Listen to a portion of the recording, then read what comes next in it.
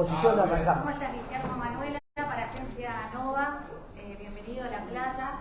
Gracias. En realidad, en principio, consultarte si nos podés brindar algunos detalles y ampliar con respecto a la presentación que vas a hacer de este programa económico en un momento bastante complejo que está atravesando nuestro país. Y si hay posibilidades en algún momento de sentarse con Cristina para planteárselo también. Mira, la semana pasada hubo algunas declaraciones relevantes de economistas vinculadas a Cristina que tienen que ver con unas presentaciones públicas en términos de medios, un reportaje muy ilustrativo entre Berkovich, C5N. Le digo porque hay que citar los medios porque ahí se va entendiendo. C5N, Berkovich y Álvarez Agis, donde Álvarez Agis lo que terminó haciendo es cerrando el circuito. A mi hermana ahí. Quédense.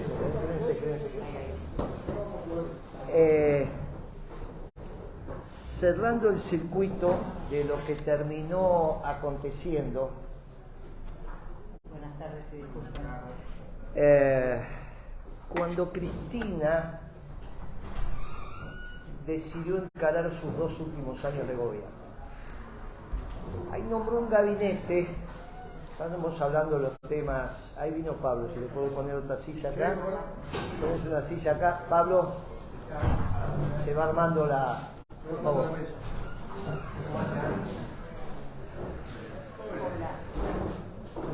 Bueno,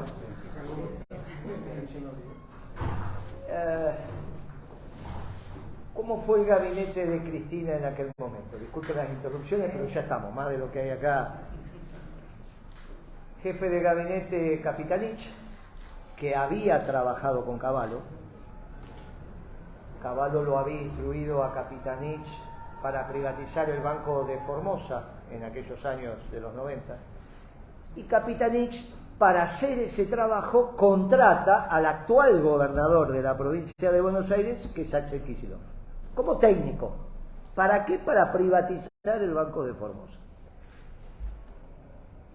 Uno jefe de gabinete, el otro ministro de Economía y viceministro de Economía, Álvarez Agis, que venía de ser un técnico a cargo, como empleado, de la empresa Edenor, a la sazón bajo la tutela de Milding, como accionista controlante. ¿Por qué cuento esto?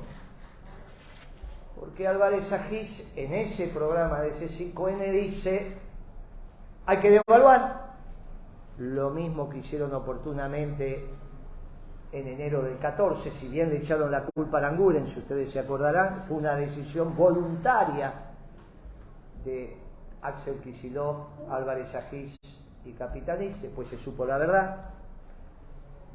Álvarez Agis dice: volvamos a devaluar. No dice el monto, cuánto, el porcentaje, pero sí dice: los salarios los vamos a incrementar más que la devaluación, pero lo vamos a hacer por decreto. No le vamos a dar participación al movimiento obrero organizado, porque hay dirigentes sindicales que discuten a la baja, dirigentes sindicales que discuten al alza. Una barrabasada, digamos, un técnico explicándole el rol al movimiento obrero organizado, que es la columna vertebral del peronismo. Pero esto no es menor, no es una jactancia de intelectuales lo que hace Álvarez Agis, es una decisión política de qué hacemos con el movimiento obrero. Y finalmente, acá viene lo más relevante, dice: vamos a aumentar las tarifas por encima de los salarios y por encima de la devaluación. No me dice: estos son los costos de la tarifa y por lo tanto tenemos que aumentar esto. Dice directamente: vamos a aumentar. Y no sabemos cuál es el costo. Bueno, es un mamarracho. O sea, vas a aumentar sin hacer una estructura de costos. Claro, si los precios que más van a aumentar son las tarifas, tenemos claro, ese economista, quiénes son los patrones, entre comillas. Siguen siendo los mismos que en el 2014. Vino de Edenor a viceministro y por las declaraciones que está haciendo nunca dejó de ser Edenor. Con todo lo que eso implica, porque en ese momento fue un debate, año antes, muy intenso con Galucho sobre cuál era el precio que tenía que tener el combustible en la Argentina, porque el precio de los combustibles también define el precio de la tarifa y define la tasa de acumulación, esto es la ganancia del sector manufacturero. ¿Cómo completa Álvarez Agis su cuadro? Diciendo, y vamos a congelar todos los precios de los bienes. O sea, a la industria le congelamos los precios previo a haberle aumentado los insumos importados por la devaluación y los salarios. Obviamente es un industricidio. Si hace falta algo para terminar con lo que queda de industria en la Argentina, es poner el programa de Álvarez Agis en marcha, que lo acaba de decir en C5N, no que lo dijo en TN, que es en el mismo lugar donde generalmente las preguntas es si el destino de la Argentina no es un destino post-industrial, que se terminó la Argentina industrial y que la única posibilidad que tiene la Argentina es irrumpir con un modelo más allá de la industria, o sea, sin industria. Claro, esto está avalado por Cristina, como está avalado Massa, está avalado Álvarez Agis, está... Por lo tanto, el diálogo con Cristina en estos términos de una Argentina no industrial, porque la base de una Argentina no industrial es que tenemos una tasa de desocupación al alza. Y entonces el peronismo se tendría que resignar a 15, 16, 17 puntos de tasa de desocupación y una pobreza ya estructural de 30 puntos. Esta es la Argentina que está planteando los socialdemócratas encabezados por Cristina y obviamente los neoliberales encabezados por Macri. ¿Se completó el ciclo? Se completó el ciclo. Por eso es tan importante la declaración de Álvarez Agis, porque es el mismo que Cristina puso de viceministro y que comenzó con una devaluación. No fue una decisión azarosa ese gabinete de Cristina cuando a su vez pone al secretario de Planeamiento Estratégico y todas esas cosas, ¿está bien? Empieza Cristina una deriva hacia la socialdemocracia. Eso explica el principio y el final, explican Unidad Ciudadana en abril del 16, explican Unidad Ciudadana como lista en el 17 partiendo del peronismo y explica la elección de Alberto Fernández, un claro exponente de la socialdemocracia que elige a Guzmán, un hombre de Stiglitz, claramente un hombre de la socialdemocracia que hizo las barbaridades que hizo. Pero esta es la opción de Cristina. Por lo tanto, miren, es muy difícil con el diálogo con los que no tienen al trabajo como ordenador en la sociedad. Y estos posmodernos, que es el capitalismo de los banqueros, no tienen al trabajo como ordenador de la sociedad. Por eso destruyen el trabajo y lo reemplazan por los planes. En el discurso de Cristina fue los planes los tiene que administrar el Estado, no que no haya planes. El problema que tenemos es que aparentemente privatizamos los planes y los maneja no sé quién. No es terminemos con los planes, porque para terminar con los planes tiene que haber industria. No hay ninguna alternativa sin un complejo manufacturero importante para bajar la desocupación en la Argentina. Con lo cual, obviamente que en política los diálogos siempre son posibles, pero acá venimos a presentar el núcleo duro de un plan económico peronista, que es la antítesis de lo que piensa Cristina del 14 en adelante. Para no poner el acento en Alberto y no poner el acento en los personajes secundarios. La cabeza de Cristina reuniéndose con Melconian es que terminó de hacer la parábola, se formó con Cavallo en la globalización de los 90, tuvo un paréntesis nacional y popular con la economía peronista en la década ganada y volvió a los 90, volvió a la globalización con Melconian. Al punto tal que Melconian la semana pasada dijo que la globalización estaba vivita y coleando. Y obviamente es toda una definición política, porque ahí claramente estamos viendo el rol de Europa, donde va Alberto y dice que si él fuera europeo sería solidario con Macron, sería su conductor político, sería Macron, la alianza hipotética con China, los ganadores de la vieja globalización que nosotros decimos que son los actuales perdedores, como se está viendo la guerra en Europa y estos conflictos que está teniendo China. Tanto Macri como Cristina querían que ganara la señora Clinton y los peronistas queríamos que ganara Trump. Bueno, ese fenómeno que ellos están teniendo de visualización de lo que pasa en el mundo, donde no hay rupturas, los hace ahora insertarse en esta hipotética globalización que ellos dicen que está vigente detrás de la cabeza de Melconian. Es muy difícil el diálogo. Nosotros seguimos siendo hombres y mujeres de la industria, queremos una Argentina industrial. La industria fundamentalmente es la que te agota la mano de obra y por lo tanto vas a una tasa de desocupación friccional que son 2 o 3 puntos cuando estás buscando trabajo. Esto es lo que registran las encuestas. Y obviamente una pobreza mínima tendiendo a cero y obviamente la indigencia desapareciendo. Solamente eso es con trabajo y eso se consigue obviamente entendiendo que hay una sola clase de hombres lo que trabajan y que cada uno se ganará el pan con el sudor de su frente. Por lo tanto está muy claro que nosotros venimos a presentar un plan económico que está a las antípodas de lo que está haciendo el gobierno y también de lo que fueron los 2 últimos años del gobierno de Cristina, con Kicillof a la cabeza, y obviamente los 4 años de Macri. Guillermo, ¿cuáles serían esos pilares esenciales que contempla el plan económico que viene acá a presentar? Bueno, lo primero es, y ya lo hicimos, es volver a los superávit gemelos. Tenés que recaudar más de lo que gastás y tenés que venderle al mundo mucho más de lo que compras.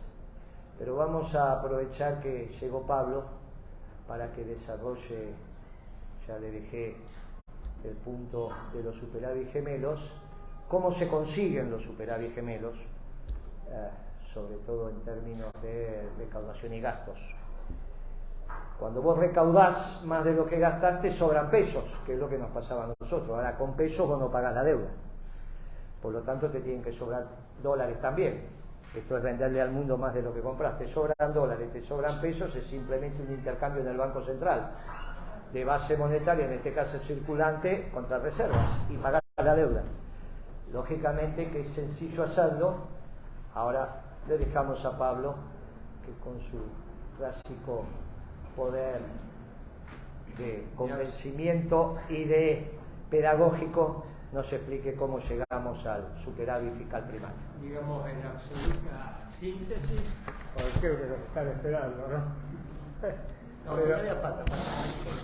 Tómate tu tiempo, Pablo. No, pero, digamos, podemos hacer una síntesis esencial de lo que estamos proponiendo. Miren, todos conocemos la crisis que estamos viviendo. Nosotros la conocemos por los medios, la conocemos porque la estamos sufriendo. Es una crisis de múltiples aspectos. Tenemos una crisis en el sector público, una crisis en el sector externo, tenemos una crisis monetaria, tenemos una crisis de crecimiento económico, el país está en decadencia y tenemos una inflación extraordinaria. Bueno, lo que proponemos nosotros es un plan global de medidas simultáneas que ataquen en simultáneo a todos esos problemas, que le den respuesta a todos esos problemas. Algunos dirán que es medio fantasioso. ¿Cómo se logra? No es fantasioso. Es un imperativo de la realidad. Si la Argentina no instituye un plan que ataque en simultáneo a todos los problemas, a los de la pobreza, a los de la marginación, a los problemas de los superávit gemelos, a los problemas monetarios, si no lo hace, no tenemos destino. Y es posible el plan, es absolutamente posible. Miren, es probable que alguno diga, bueno, la ciencia económica no permite tamaña cuestión. La ciencia económica no tiene nada que ver con esto, sirve como fundamento. Pero estamos hablando de política económica, no estamos hablando de hacer una teoría o un diagnóstico, porque ya los tenemos. Cada medida, son muchas las medidas de este plan. Yo para ejemplificar digo que son 50. ¿Qué quiere decir? Son muchas. Muy bien. Cada una de estas medidas está pensada no solo para el sector que corresponde, sino que tiene en la mente cómo eliminar la pobreza, cómo bajar la marginación, cómo imprimir el crecimiento económico, atacar la inflación. Todas las medidas forman un concierto. Ahora, un concierto, una orquesta, si no tiene una partitura no funciona. ¿Es cierto? Bueno, ¿saben cuál es la partitura de un plan de este tipo? La doctrina. Si no hay una doctrina, no se puede hacer un plan de este tipo. ¿Por qué? Y porque hay múltiples ministerios, el Banco Central. ¿Cómo hacemos para que que la sinfonía sea realmente una sinfonía? La doctrina es la que posibilita esto. Y es la doctrina peronista. El chocolate por la noticia. Los muchachos peronistas hicieron un plan económico basado en la doctrina peronista. Y sí, es lógico, ¿no? Pero es muchísimo más que eso. La doctrina peronista es la que le da respuesta a las situaciones internacionales y nacionales. ¿Con quién compite la doctrina peronista como doctrina global? Y que no me digan que no haga falta una doctrina global, porque se estaría diciendo un disparate. ¿Con quién compite la doctrina peronista? Con el marxismo, con el comunismo. No compite, porque el comunismo ya ha demostrado, el socialismo de Estado ha demostrado su fracaso. El monopolio, la propiedad estatal de los medios de producción y la planificación central no funciona en ningún lado. ¿Y con quién compite? Con el neoliberalismo. Esa es la verdadera competencia, porque en definitiva la socialdemocracia, como lo demuestra la práctica, cuando barremos un poquitito, es neoliberalismo. Fíjense lo que pasa. ¿A quién elige Boric en Chile como uno de sus principales mandamás en materia económica? El que venía del gobierno anterior.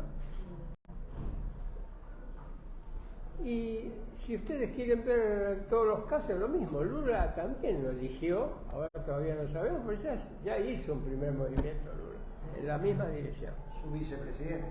¿Eh? Su vicepresidente. Claro. Entonces, ¿con quién compite el peronismo? Con el neoliberalismo. Pero el neoliberalismo está, ¿cómo les puedo decir? Tiene una herida de muerte el neoliberalismo. El neoliberalismo, miren, la principal de las medidas donde el neoliberalismo se asienta es en la apertura irrestricta de la economía y de las finanzas. Esto parecía funcionar en un mundo global, donde todo el mundo era parejo y parecía que había reglas de juego muy lindas para todo el mundo. Pero un mundo donde se descorrió el velo y todos los países persiguen sus propios intereses nacionales, decir, bueno, yo no tengo ningún interés en lo que es el comercio exterior argentino, que cada cual se arregle, ¿y qué? Es meter los mártires en el Coliseo Romano. Bueno, esa imposibilidad del neoliberalismo hace que ya hay que hacer un esfuerzo extraordinario para pensar que puede ser solución a los problemas económicos nacionales. No lo fue, no lo es, ni lo será. Y así lo demuestra la experiencia. Martínez de Oz, Cavallo, Macri, no dejaron un país floreciente y un país sin problemas económicos, lo agravaron. Y bueno, esta es la situación actual. Por eso, este plan económico, basado en los superávit gemelos, pero superávit gemelos no de cualquier manera obtenido. Por ejemplo, decir, a ver la situación fiscal, ¿cómo hacemos para que haya un superávit fiscal? Y bueno, hagámoslo los tontos, miremos para otro lado y hagamos lo que están haciendo ahora, bajemos las remuneraciones de los jubilados. ¿Qué les parece? No es de cualquier manera que hay que lograr ese superávit. Por eso una de las medidas fundamentales, ¿de dónde sale la plata? Una de las medidas fundamentales, como hace un tiempo lo dijo Guillermo,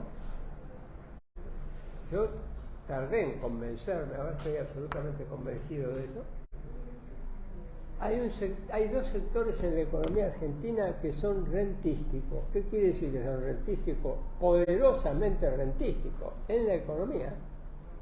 ¿Qué quiere decir? Que no le agregan a la producción, sino que sacan de la producción.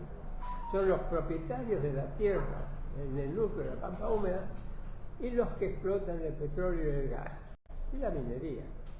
Muy bien. De ahí debe salir la plata, y de ahí decimos nosotros que tiene que salir.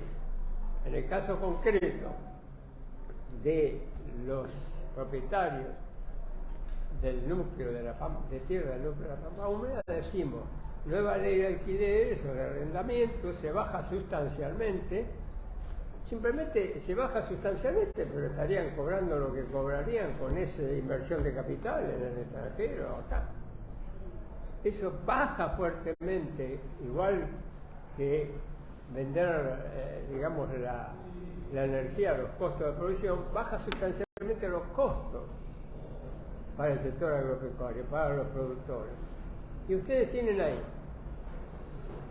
extraordinarios ingresos fiscales y al mismo tiempo, ¿por qué? Porque le ponemos retenciones, pero las retenciones no afectan al productor agropecuario, y al mismo tiempo baja el precio de la comida y baja el precio de la energía. Bueno, acá tenemos el combo, hay otras medidas. ¿Con el FMI? Con el FMI. Miren, este acuerdo que tenemos es un acuerdo que no sirve para nada. Hay que liquidarlo. ¿Cómo se liquida? Cuando se le presenta un plan concreto al Fondo Monetario. Dice, ¿cómo te voy a pagar, Fondo Monetario? Te voy a pagar de la siguiente manera. ¿Y cómo me vas a pagar de la siguiente manera? Con lo que vamos a gravar a los propietarios de tierra de la pampa húmeda. Cuando usted le dice al acreedor, mire, yo le voy a pagar así, y está demostrado que le voy a pagar, bueno, el acreedor no tiene derecho a seguir diciéndole, sí, pero usted tiene que hacer esto o aquello. No, mire, yo te digo cómo te voy a pagar y así te voy a pagar. El Fondo Monetario va a aceptar eso. De acuerdo con el Fondo Monetario, está mal hecho técnicamente. Esto es importante entenderlo y comprenderlo. El ministro Guzmán, que fue elegido porque aparentemente era uno de los científicos que integraban el gobierno tal cual lo definió el presidente, no formuló correctamente el contrato de mutuo con el fondo. Si ese contrato de mutuo se cumple, la Argentina termina como el 2001. Y si no se cumple, termina como el 89, con hiperinflación. Por lo tanto hay que cambiarlo. La manera de cambiarlo es, como dijo Pablo, diciendo con precisión de dónde va a salir el dinero para honrar los compromisos del sector externo, empezando con el Fondo Monetario. Como dijo Pablo, primero la ley de arrendamiento baja los costos del productor. Hay que entender que en la zona núcleo de la pampa húmeda no hay capitalismo moderno, sino prácticamente un sector feudal.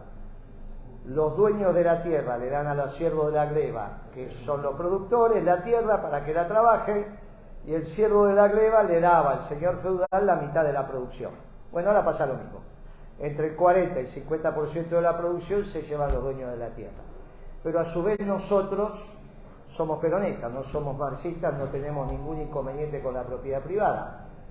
No atentamos contra la propiedad privada, simplemente decimos, mire, hay una renta, hay un excedente que en este caso lo vamos a utilizar para honrar los compromisos de la deuda y lo vamos a retribuir con un bono a mediano y largo plazo, 20, 25 años, en moneda dura, tasa de interés internacional y realizable en los mercados internacionales. Ese bono es la diferencia que hay entre el alquiler que se lleva sin ley de arrendamientos a ley de arrendamientos. Ahí va el bono. Pero entonces podés subir las retenciones. Cuando vos subís las retenciones, porque ya le bajaste el costo, podés recaudar más entre 7.500 y 9.000 millones de dólares, que son los destinados, como decía Pablo, a poner arriba de la mesa, que es como se negocia la deuda un acreedor con el deudor, poniendo plata arriba de la mesa. Si vos no ponés plata arriba de la mesa, esa deuda es un barubaru, que es este contrato que firmaron. Escondieron quién pone la plata. Por eso es una galimatía. Pero cuando esconden quién pone la plata es porque la plata la pone el pueblo. Y esa es la realidad, la ponen los jubilados, los pensionados, los comerciantes, los industriales, los profesionales independientes. Bueno, muchachos, esa Argentina no tiene solución. Si los jubilados tienen que poner la plata para pagar la deuda con el fondo, estamos fritos. ¿Quién tiene que poner la plata? Las 1000 familias de la zona núcleo de la Pampa Húmeda, que son los terratenientes. Esta es una propuesta que nosotros hemos desarrollado el plan económico, y con eso tenés el superávit fiscal primario y obviamente el superávit comercial. Ya demostramos cómo se puede hacer, un tipo de cambio competitivo con la Administración de Comercio Exterior, etcétera, etcétera. Teniendo excedente de dólar, excedente de pesos, la Argentina puede volver a crecer, porque el crecimiento no es, como dice la socialdemocracia, producto del compromiso del Estado inversor, sino del sector privado inversor, que fue como hicimos la década ganada. Si nosotros teníamos superávit fiscal es porque recaudábamos más de lo que gastábamos. Y entonces, ¿cómo crecía la economía? Crecía porque invertía el sector privado, es lo que vamos a volver a hacer. Bien. ¿Crees que están dadas las condiciones políticas para que un proyecto de negociación con el fondo se avale en el Congreso de ese proyecto? Mira, con esto vamos cerrando porque es una pregunta que, bueno, la última carta que escribe Perón preso, ya estaba, lo habían puesto en Martín García, y Carrillo, que era el médico, lo lleva al hospital militar. Es una carta dirigida a Eva, donde le dice: negrita, cariñosamente le decía negrita, cuando salga de acá nos vamos a casar, nos vamos de luna de miel. Para mí terminó la vida pública, ya hice lo que tenía que hacer. Mientras Perón firmaba esa carta, el pueblo estaba haciendo el peronismo. Mientras Perón firmaba esa carta, el pueblo estaba haciendo el milagro del peronismo. Nosotros tenemos que hacer lo que tenemos que hacer. Después el pueblo sabrá qué es lo que milagrosamente tiene o no tiene que hacer, o dirá: no es nuestro tiempo. Como dijo Jesucristo también: ¿qué querés que haga, mujer? No es mi tiempo. No, él, que era Dios, no sabía que era su tiempo. Mirá si vamos a ver nosotros si es nuestro tiempo. Nosotros hacemos lo que tenemos que hacer. El pueblo decidirá. Por eso somos hombres y mujeres de la creación. Bien, por último, preguntarte, para los peronistas el lema era "Pará de no Perón". Y hoy vemos funcionarios y dirigentes gremiales semana a semana sacándose fotos con el embajador yanqui. ¿A qué se debe esto? Bueno, lo que pasa es que ese era el mundo de la Guerra Fría. Después vino el mundo de la globalización, y ahora tenemos a los ingleses en Malvinas consolidando una base militar con aptitud nuclear, que América Latina, salvo Perú, América Hispánica, salvo Perú, uno le hablaba con los brasileños: che, mirá que tenemos a los ingleses en Malvinas, y los brasileños te decían: sí, pero Pelé es mejor que Maradona, ¿está bien? Vos le decías: mirá, no, pero Pelé es mejor que Maradona, está bien. A buen entendedor, pocas palabras. Hasta hace un año, donde Macron, que es el referente de Alberto Fernández, dijo que el Amazonas es un lugar muy importante del mundo para que lo administre Brasil. Declaración que repitió Petro, el socialdemócrata Petro, hoy presidente en Colombia, y lo dijo siendo presidente. Con lo cual, Petro pidió en la última Asamblea General de las Naciones Unidas en Nueva York que una fuerza multinacional se hiciera cargo del Amazonas, porque también era demasiado para los brasileños. Ahí los brasileños empezaron a llamar y empezaron a decir: che, ustedes tienen a los ingleses en Malvinas y a nosotros se nos vienen los franceses, con el argumento de la Guayana francesa. Pero en realidad eso estuvo toda la vida, y ahora, porque es el lugar, casi el espacio vital de los franceses. ¿A dónde van a ir los franceses? En Europa no pueden, todo el resto es ruso o norteamericano, si no es chino. ¿A dónde van a ir? Al Amazonas. ¿A dónde van los ingleses? A la Antártida, por eso quieren. Bueno, esta contradicción que tenemos en América nos hace a nosotros volver a decir América para los americanos. Que los norteamericanos presupongan que americanos son solo ellos es una desviación. Nosotros decimos, la doctrina Monroe es América para los americanos. Ni los franceses son americanos, ni los ingleses son americanos. En ese esquema, por primera vez desde la existencia de la Argentina y Brasil, hay una mirada de intereses comunes sobre el Atlántico Sur entre Brasil y Argentina. Eso es extraordinario.